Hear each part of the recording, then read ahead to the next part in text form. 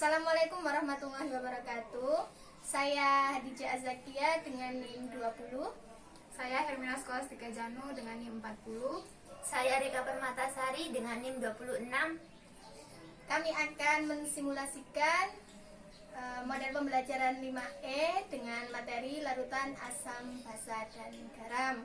Berikut simulasinya. Assalamualaikum warahmatullahi wabarakatuh. Selamat pagi anak-anak.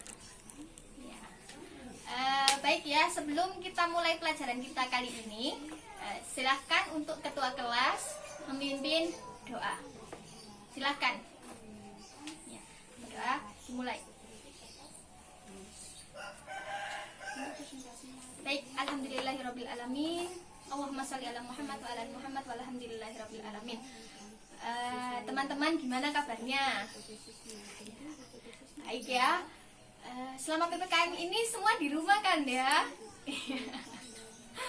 Iya ya, harus tetap di rumah, stay home ya, jaga imun, jaga kesehatan, jaga hati juga ya. Adik-adik sekalian, ketika di rumah ya, apa aja sih yang adik-adik lakuin di rumah?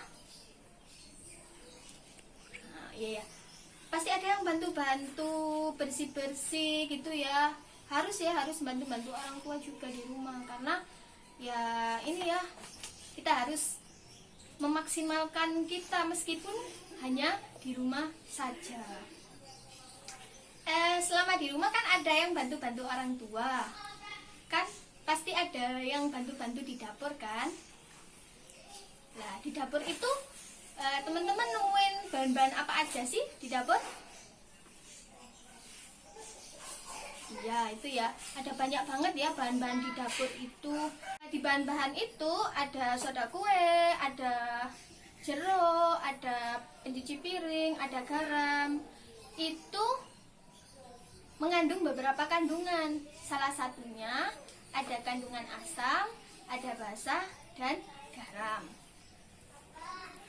Nah, dari beberapa kandungan tersebut, dari bahan-bahan tersebut, gimana sih kita cara bedainnya itu? Ya, karena ada beberapa bahan itu yang bisa kita cicipi dari langsung lidah, yaitu bahan-bahan yang mereka itu bisa dimasak.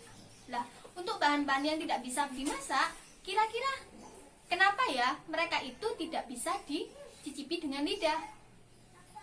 Kira-kira mengapa? Ayo, ada yang tahu? Iya, betul. Karena ya, beberapa bahan-bahan yang tidak dimasak itu mengandung bisa saja mengandung bahan-bahan yang mereka itu bersifat beracun ataupun korosif. Contoh seperti sabun ya. Gimana kita tahu sabun itu mengandung asam, basa, atau garam? Kalau kita cicipi langsung dengan lidah, otomatis bisa saja kita keracunan seperti itu. Nah, karena kita tidak bisa mencicipi langsung menggunakan indikator lidah, lantas kita pakai indikator larutan apa, indikator perasa apa yang kita gunakan untuk membedakan bahan-bahan tersebut mengandung asam, basa, atau garam. Nah, ya, ada yang tahu? Iya, betul, iya, dengan kertas lakmus, dan ada banyak lagi indikator-indikator lain yang bisa menentukan bahwa bahan-bahan tersebut mengandung asam, basa, atau garam. Nah, setelah kita tahu ya dari itu semua, perlu kita ketahui tujuan pembelajaran ini beserta indikator-indikatornya, yaitu yang pertama, indikator pelajaran kita kali ini yaitu, jadi melalui percobaan nanti kita itu, kalian nanti harus mampu bisa menjelaskan definisi larutan homogen.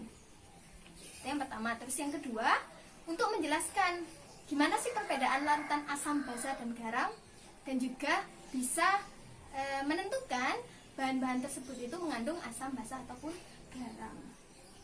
Kemudian setelah itu, setelah kalian tahu ya dari melalui percobaan tadi, dengan kemudian Ibu akan memberikan rumusan masalah yang nantinya kalian bisa menentukan yang pertama hipotesis dari percobaan tersebut, variabel-variabel beserta DOV-nya. Apa itu DOV? DOV adalah data operasional variabel, yaitu ini ya, penjelasan dari variabel-variabel tersebut. Kemudian nanti setelah percobaan setelah selesai ya, kalian akan diberikan tabel ya, data hasil percobaan kalian. Nah, dengan data tersebut kalian bisa menentukan analisis data. Setelah kalian tahu analisisnya, kalian bisa menyimpulkan hasil. Dan setelah kalian diberi alat-alat oleh ibu, kemudian kalian bisa melakukan uji percobaan data tersebut. Nah, setelah kalian diberikan data-data dari hasil percobaan tadi, kalian harus mampu untuk mempresentasikan hasil percobaan kalian secara mandiri.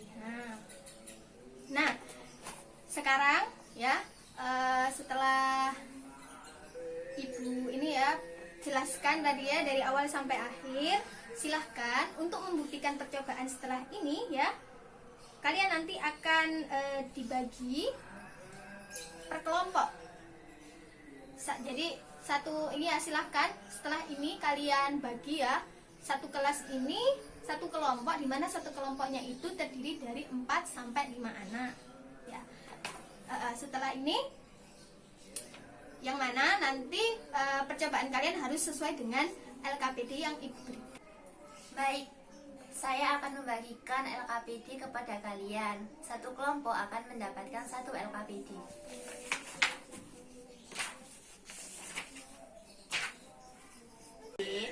Silakan perhatikan rumusan masalah yang ada di LKPD. Di situ tertulis rumusan masalah bagaimana cara membedakan larutan basa, asam, dan garam.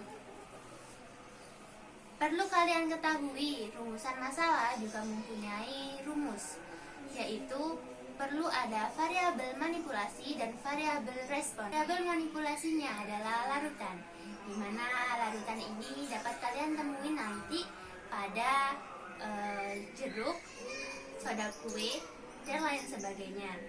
Lalu pada variabel responnya adalah kertas lakmus, di mana kertas lakmus akan menunjukkan apakah bahan yang kalian uji coba atau kalian buat percobaan itu termasuk dari basa, asam, atau garam. Garam yang dimaksud adalah netral.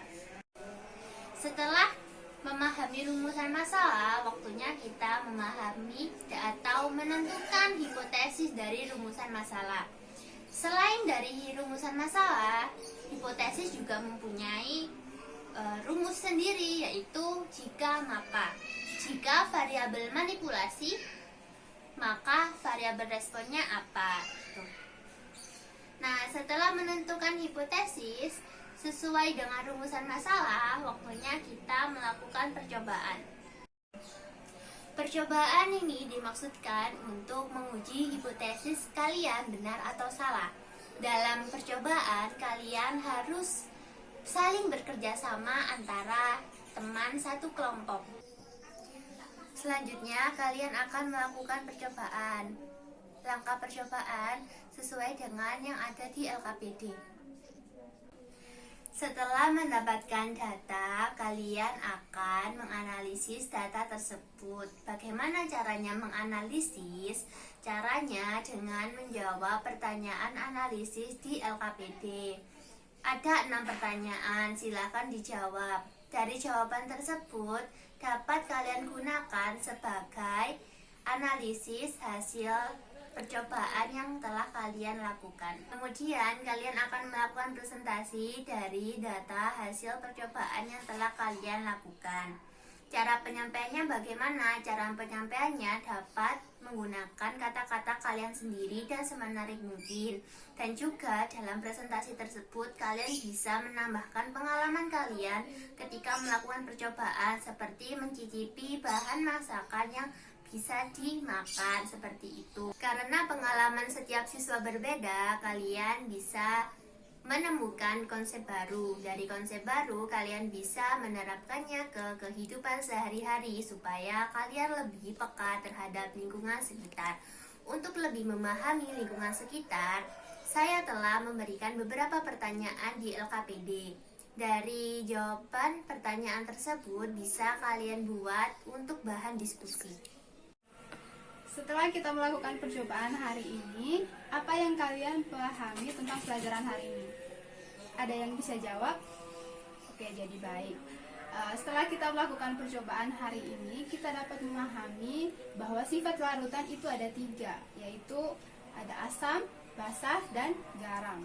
Untuk menguji larutan tersebut, kita dapat menggunakan indikator seperti kertas lakmus.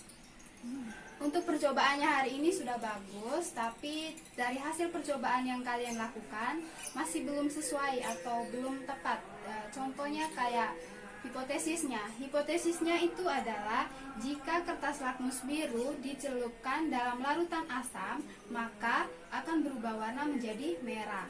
Kemudian jika lakmus merah dicelupkan dalam larutan basah, maka berubah warna akan menjadi biru. Maka dari situ kita dapat menarik sebuah kesimpulan bahwa kertas lakmus akan berubah warna dari lakmus biru menjadi merah dan lakmus merah menjadi biru jika dicelupkan dalam larutan asam dan basah, dan tidak akan berubah warna jika dicelupkan dalam larutan netral. Jadi dari situ hipotesis yang kita buat dapat diterima. Sudah paham sampai sini ya?